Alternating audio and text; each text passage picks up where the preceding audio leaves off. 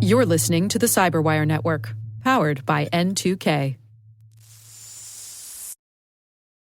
Gianna Whitver here, co-host of the Breaking Through in Cybersecurity Marketing podcast on N2K CyberWire Network, here to interrupt your Thanksgiving break with just one little ad. We are hosting Cyber Marketing Con, a conference for marketers and go-to-market in the business side of cybersecurity, this December 8th through 11th in the beautiful city of Philadelphia, Pennsylvania, and also virtually. Get your ticket at cybermarketingconference.com or through our main website, cybersecuritymarketingsociety.com.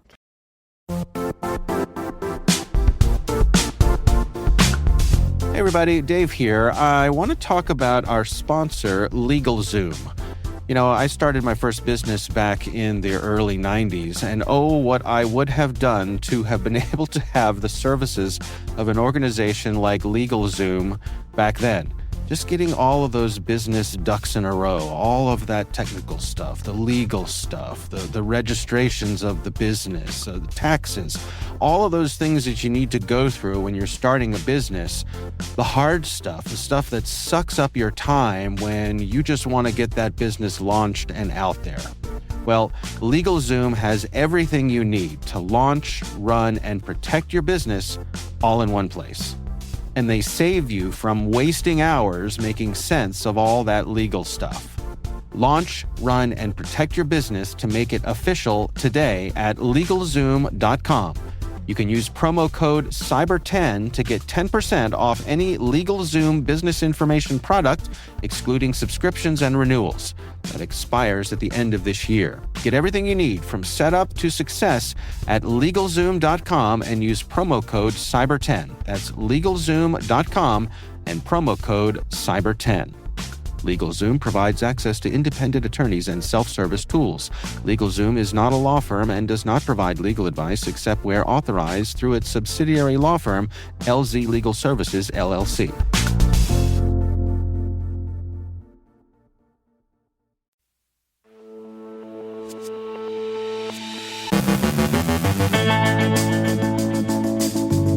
APT28 uses a novel technique to breach organizations via nearby Wi-Fi networks. Your Apple ID is not suspended. UK highlighting Russian threats at the NATO Cyber Defence Conference. US senators request an audit of TSA's facial recognition technology.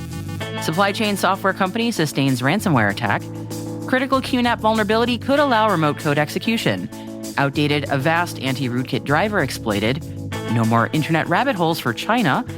Guest Lesley Carhart from Dragos on the shifting landscape of OT incident response. And Stop and Shop turns cyber oops into coffee and cookies.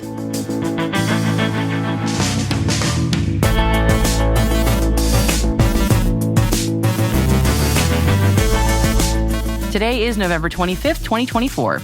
I'm Maria Varmazis, host of the T-Minus Space Daily podcast, in for Dave Bittner. And this is your CyberWire Intel Briefing.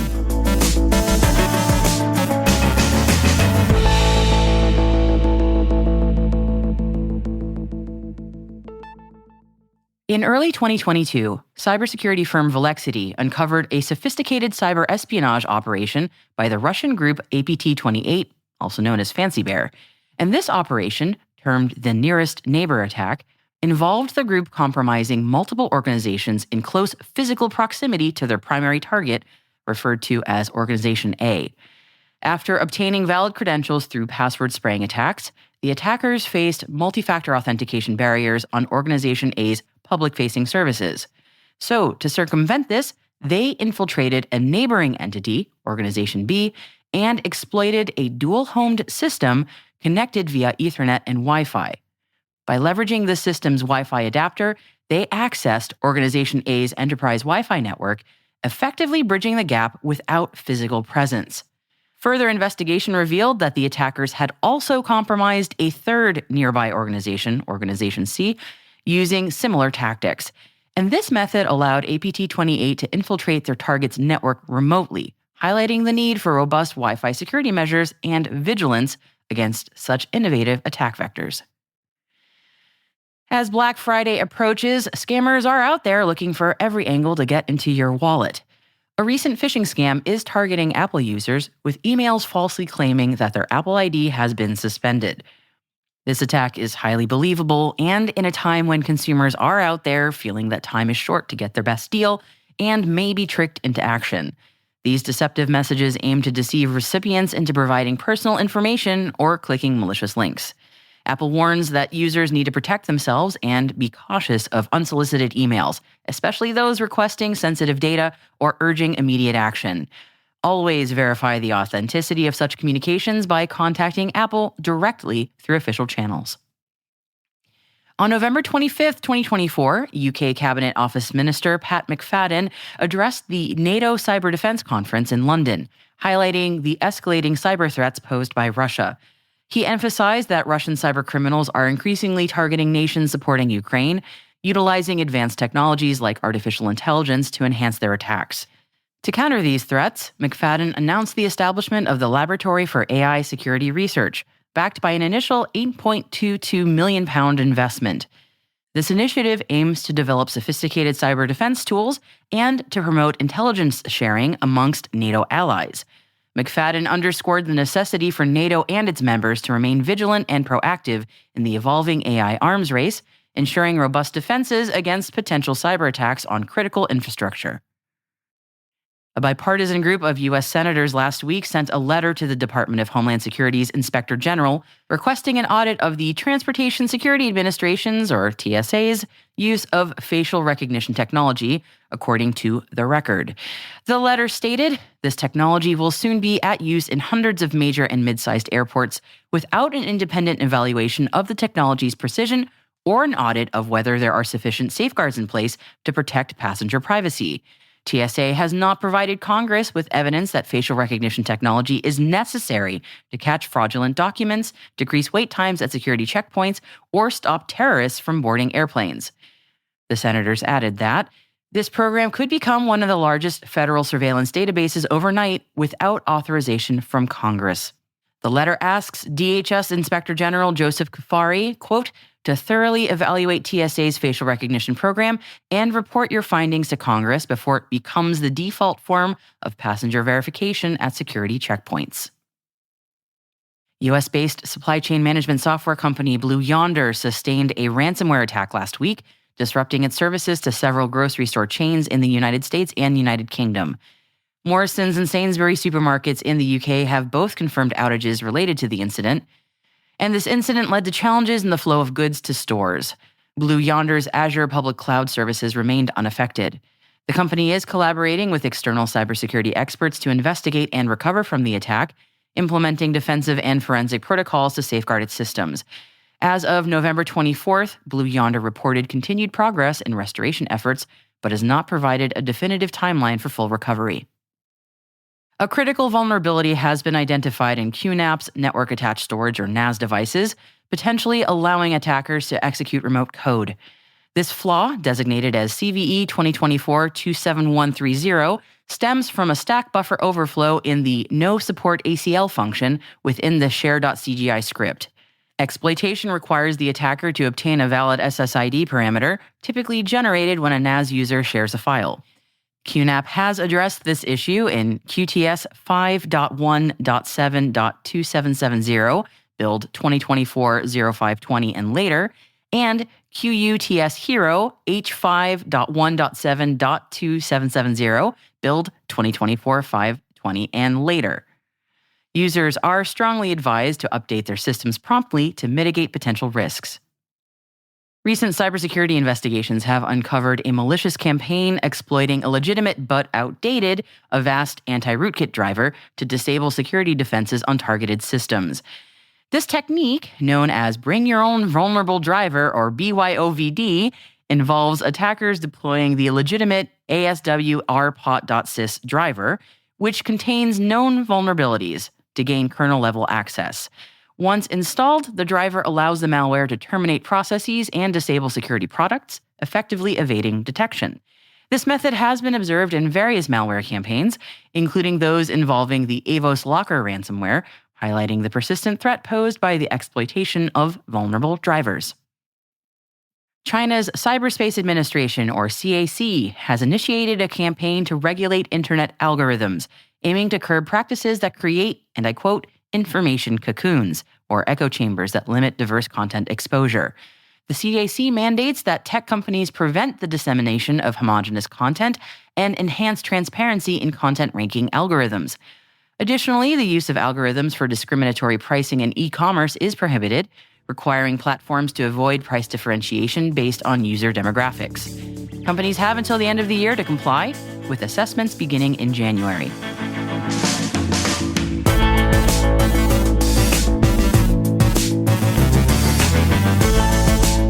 Coming up on the guest segment, Dragos' technical director Lesley Carhart spoke with Dave Bittner about the shifting landscape of OT incident response. We'll be right back.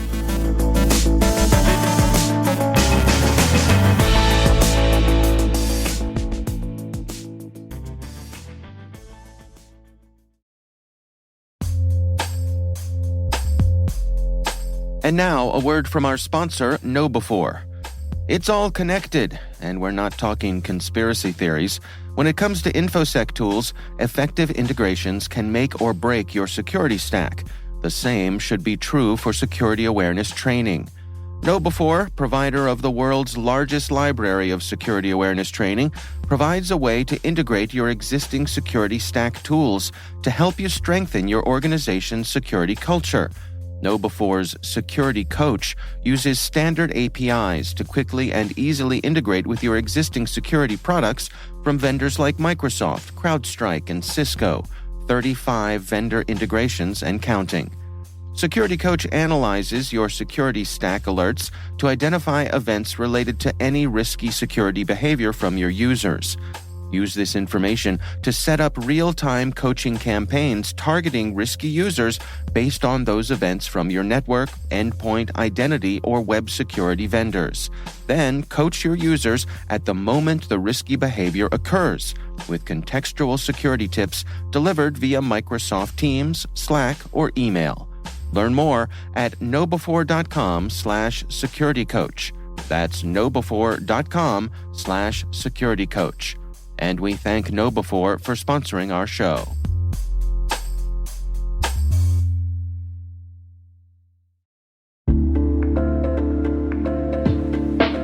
Imagine this. Your primary identity provider goes down, whether it's a cloud outage, network issue, or even a cyber attack. Suddenly, your business grinds to a halt. But what if it didn't have to? Meet Identity Continuity from Strata, the game-changing solution that keeps your business running smoothly no matter what.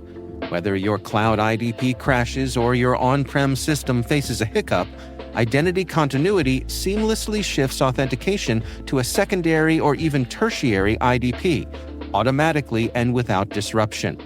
Powered by the Mavericks Identity Orchestration Platform, Identity Continuity uses smart health checks to monitor your IDP's availability and instantly activates failover strategies tailored to your needs. When the coast is clear, it's a seamless switch back.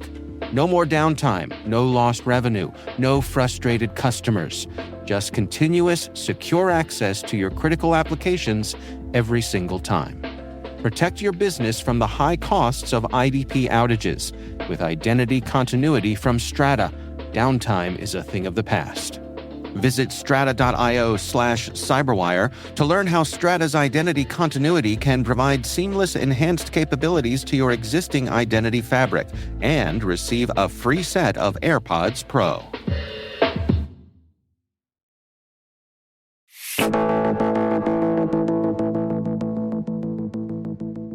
Dragos' technical director Lesley Carhart spoke with Dave Bittner about the shifting landscape of OT incident response. I have found it very, very interesting to see what types of cases we get at Dragos. We are kind of pathfinders in the space of doing exclusively industrial or OT incident response to cybersecurity incidents. And since nobody's ever really done that as a dedicated corporate practice. There's some other organizations that do it, to some extent. They have a couple people who do it, but that's all we do is a incident response business. So nobody really knew what to expect in terms of the types of calls, the depth of those calls that we would get. And I've been to Dragos for about 7 years now. And it's been really fascinating to see that landscape evolve and see what our metrics actually look like in terms of the types of cases that we get. And it's definitely different than enterprise incident response firms. It's certainly different types of cases, and they tend to give you a little bit of an indication of where the maturity of the industry is and what people are interested in. Well, let's dig into that. I mean, what are some of the unique challenges that you and your colleagues face there when it comes to responding to incidents in OT environments compared to a typical IT environment? So there's a couple different things to consider. First of all, everything is kinetic consequence based in cybersecurity and OT. What I mean by that is the result of somebody doing something malicious to equipment or you making a mistake as a cybersecurity professional isn't just ones and zeros. It's potentially somebody getting hurt, somebody dying, the environment being contaminating, critical services being unavailable to the public. So very clear real life consequences. Everything that we have to do in terms of cybersecurity defense and incident response even has to come down to what avoids those consequences. What is the risk decision that we make during the response process to get things up and running in a safe way where we won't see those consequences? And how do we do our practice? How do we do forensics? How do we do restoration of systems or even containment of systems in a way that doesn't cause worse consequences than an adversary? So that's one thing, is that focus on process consequences over anything else. And then there's logistical hurdles as well. So we're dealing with a lot of legacy stuff. I see Windows NT, Windows 95, Windows XP on a regular basis in my job, and I have to deal with those systems. And if you go to forensic school today, you're not really typically learning how to work with 30-year-old systems. So it's hard to train people. It's hard to get tools and equipment and anti-malware that work on those systems. And they oftentimes just can't be replaced in the near term because, again, process consequences. Those systems are warranted to work in a safe way as a single unified unit.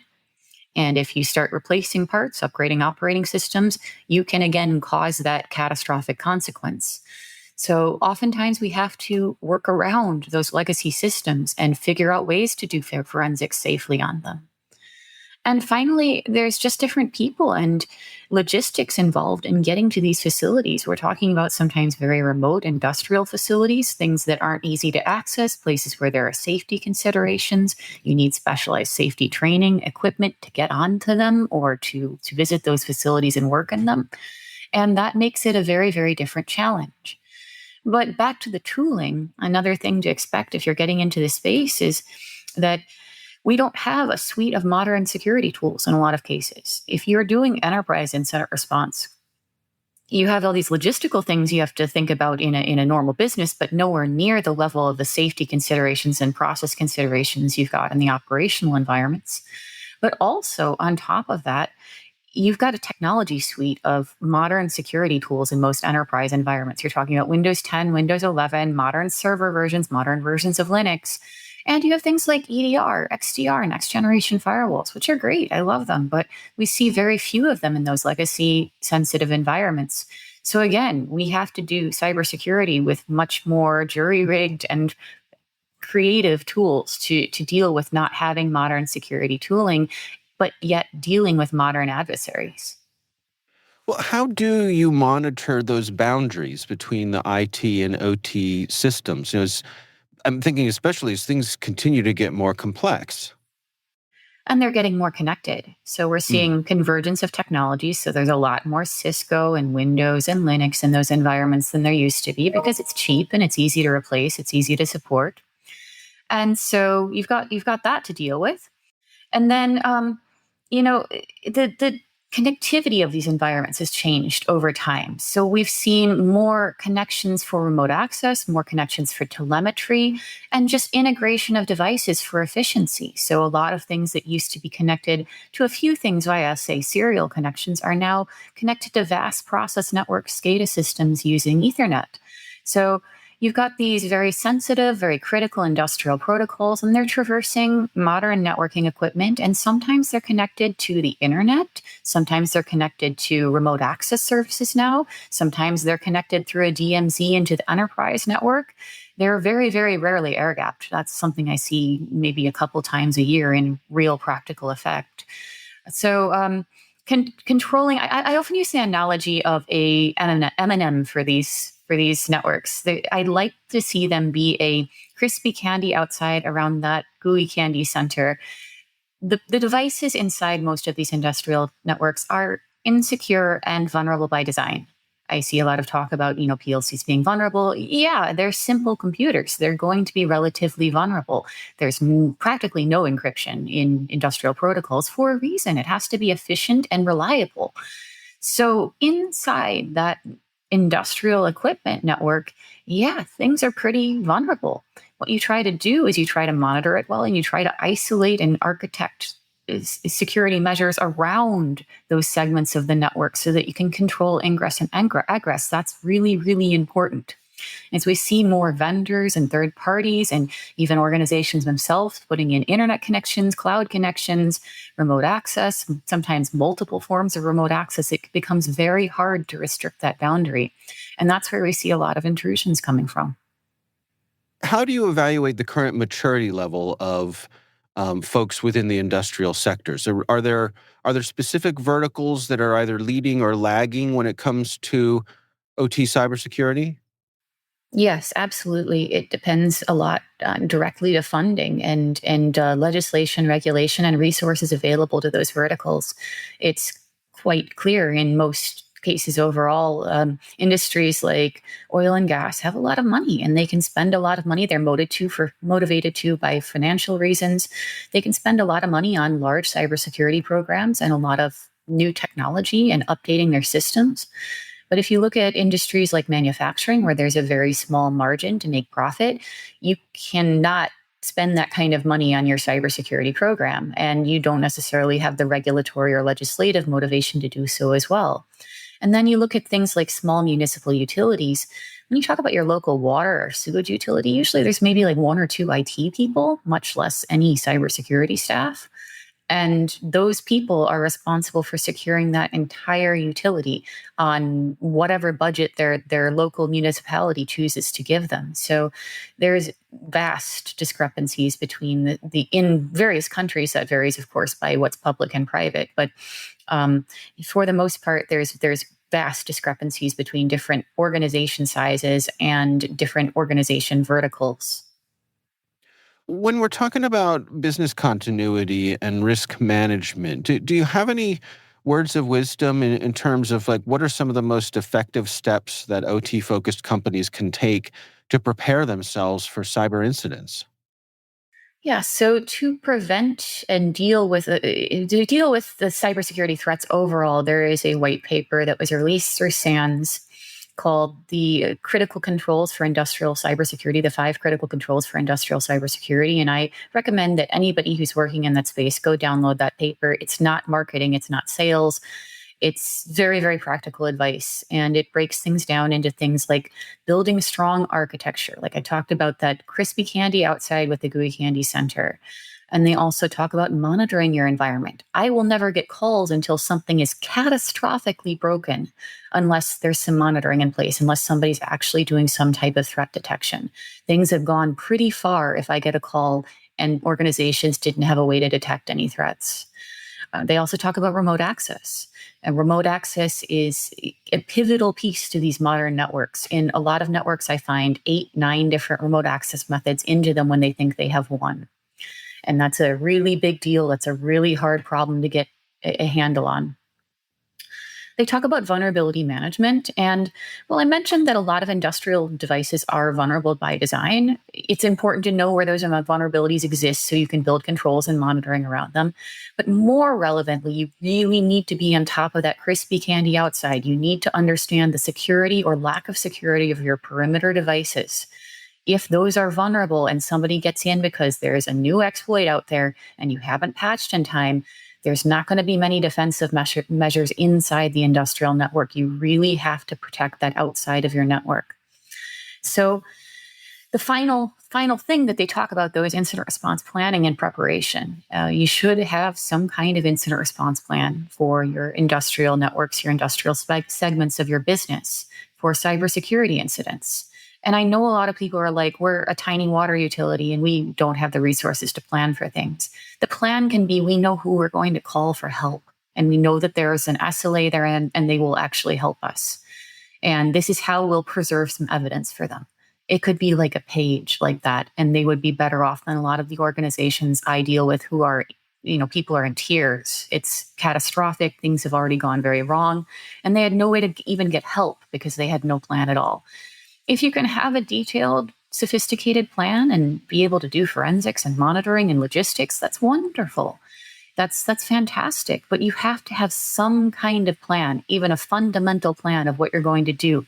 Because I'll tell you, I do this for a living. This is what I do every single week, day in and day out. I respond to incidents in industrial networks, and there's no organization that's too big or too small or too uninteresting or in a vertical nobody cares about. It just happens across the board. It happens to anyone and everyone, and you need to have a plan. It's nothing against you.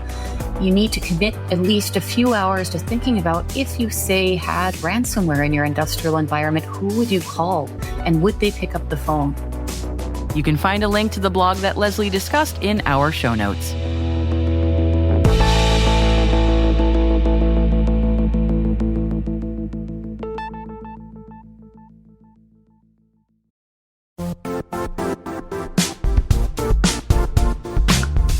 The IT world used to be simpler.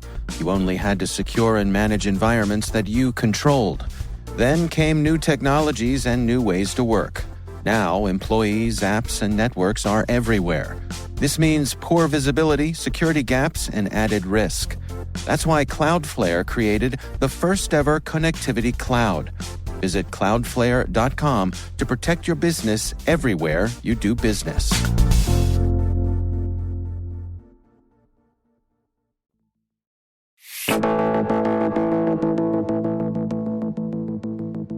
And finally, after a recent cybersecurity hiccup left Stop & Shop shelves emptier than a diet soda can, the grocery chain has bounced back and offered free coffee and sweet treats to customers in Connecticut, Massachusetts, and Rhode Island. This gesture was their way of saying, thanks for sticking with us through the tech turbulence. So if you were in the area over the weekend and happened to swing by between 10 a.m. and 3 p.m. over the Thanksgiving shopping holiday weekend, I hope you got a chance to grab a complimentary pick-me-up.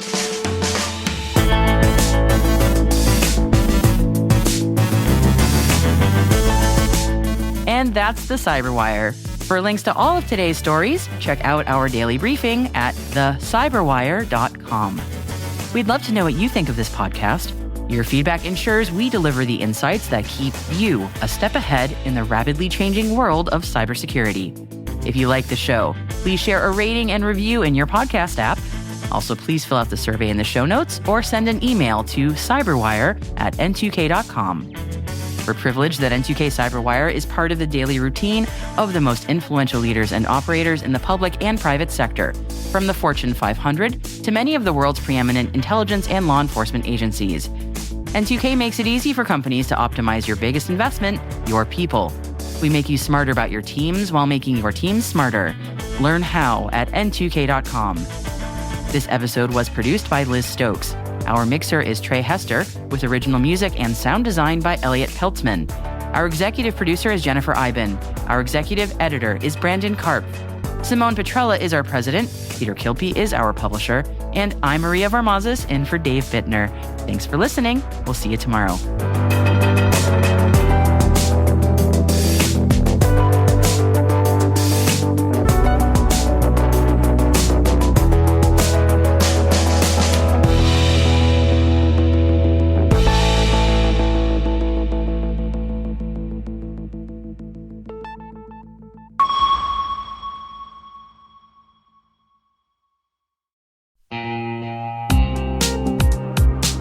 And now, a word from our sponsor, NordPass.